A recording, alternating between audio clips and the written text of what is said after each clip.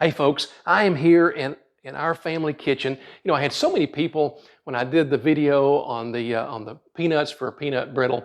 I had so many people ask for the recipe that I thought, well, why don't I just show them how to make the recipe, because there are kind of some nuances in this that really make this the best peanut brittle. But first, let's talk about the items that you've got to have. First, you've got to have a nice heavy bottom pan. There's a lot of heat going to be built up in here. It needs to be very even, so a heavy bottom is important. We're also going to have some sugar. Of course, my favorite is Dixie Crystals. You can also get that at Al's. And you also need some corn light syrup. Now you'll notice this is not Karo brand syrup. I'm not really sure why, but in the family recipe, it says do not use Karo. So you just can't argue with that. So you got your Karo syrup, baking soda, you've got some real vanilla. Of course, you got to have butter, and you got to have all this stuff out, because once we get started, you really don't have time to come and reorganize this or grab it or whatever, so you got to have it out and ready to go. Now, the secret sauce is in the ending operation, so be sure and hang on for that. We've got this nice piece of granite here, and we've lubricated it up with some butter. And you can use a cookie sheet if you like, and we used to use that, but once we got this, boy, it really is an added benefit. So let's get started. Now, I've already got my sugar, which is 2 cups of sugar, 1 cup of corn light syrup, and a half a cup of water. And we're going to put it on the stove here and get it started. I've got my thermometer. It's important to have a good candy thermometer in this process, because we're going to look for some specific temperatures. Let me turn it on. And I've already got this sort of stirred up. You don't really have to stir it too much during this stage. You will a little bit later. All right, now here I've got my nuts out. I've already got my peanuts measured. That's 2 cups of these Spanish style peanuts. Of course, these are the ones that we ended up getting at Al's Foodland. And here's my recipe. You can see it's kind of a used, well-worn with extra note family recipe. And what we're going to do is we're going to wait until this gets to 230 degrees, actually 235 degrees, and then we're going to put our nuts in. So we're going to wait here and get this started, and we'll be back when it's time to do something else. Okay, we've still got our mixture here. We're waiting for 235 degrees before we throw in the peanuts. And remember, these are raw peanuts, so part of the process is roasting them in the candy batter here. All right, we're at 234 and a half. Let's go ahead and throw them in. 235. There we go. Now, we got the peanuts in. We need to go ahead and get them mixed up. Now, from this point on, we need to continue to stir the entire time. Otherwise, a peanut's going to get down to the bottom and it's going to get burned and it doesn't taste well. So you've got to stir these the entire time they're here. Now, what we're looking for is we're looking for this thermometer to get to 200 or 301 degrees, which is the hard crack stage.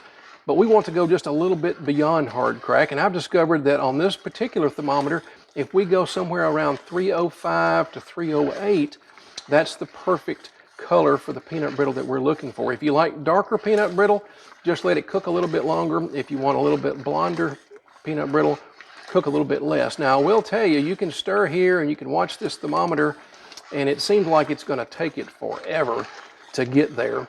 But once it gets to about 295 or 290 or 285, it just blasts off and it hits 305 in no time. So you got to be prepared to take it off the heat as soon as it hits that temperature. So we're going to continue stirring here, and we'll be back when we get ready to pull it off the heat. All right, we're at 301. We're on a medium-high heat. We're going to wait for 305 on this batch, and we're still at 301. Got to continue to stir. You can already see that that it's getting a little on the brown side, which looks yummy. I'm stirring a little faster, so I think the temperature has gone back down just a bit.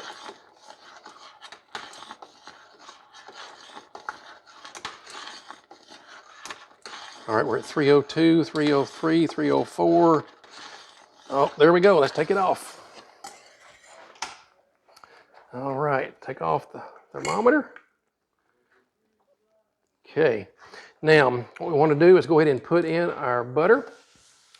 We're going to put in 1.5 teaspoons of real vanilla. I have used imitation, but I can just tell you the real vanilla is much better. All right, there we go with that. And if you get a little extra, that's okay.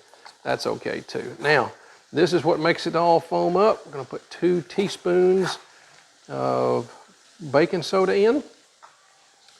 And then we just gotta start mixing. And we're gonna mix it until the butter is fully melted. And you can see all the air that's coming into the mixture due to the combination of soda and vanilla. And the butter sort of all works together. All right, I think we've got it pretty well consolidated. Now, let's move over to what I call the special sauce. And this is what makes this peanut brittle better than anybody else's. We're gonna pour it out on this granite slab to cool. You don't wanna make too big of a pour here.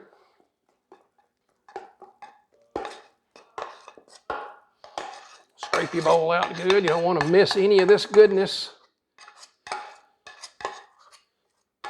All right.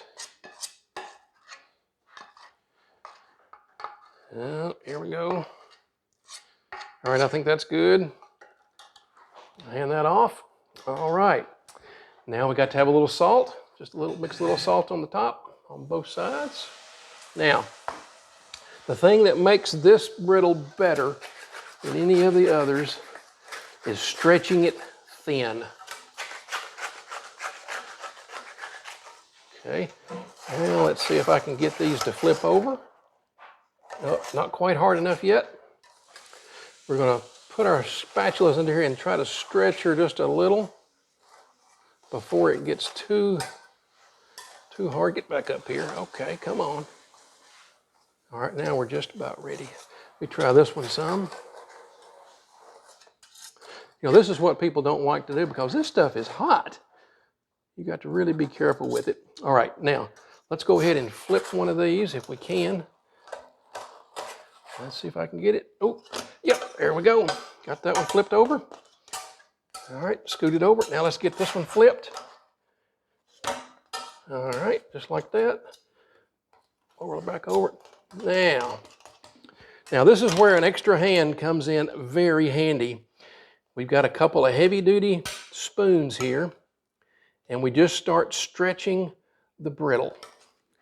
And when you see these colors change to light, that is what you're looking for. That really makes it look good. That really makes it taste good because thin brittle is the best brittle. You kind of got to work the edges first because it gets cooler there first.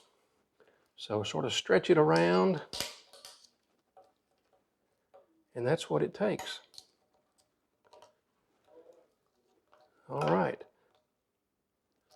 We'll keep going here, and then once we get it hardened up, I'll come back and show you what the final product looks like. Okay, that's it. All you got to do is just let it cool a little bit more, and it'll be ready to break up and to put into these tins. I hope you've enjoyed making this peanut brittle with me. I make this every year for our family. My Uncle Duke made this for the family years and years ago, and everybody just loved it, and they still do. I hope you can make it for your family.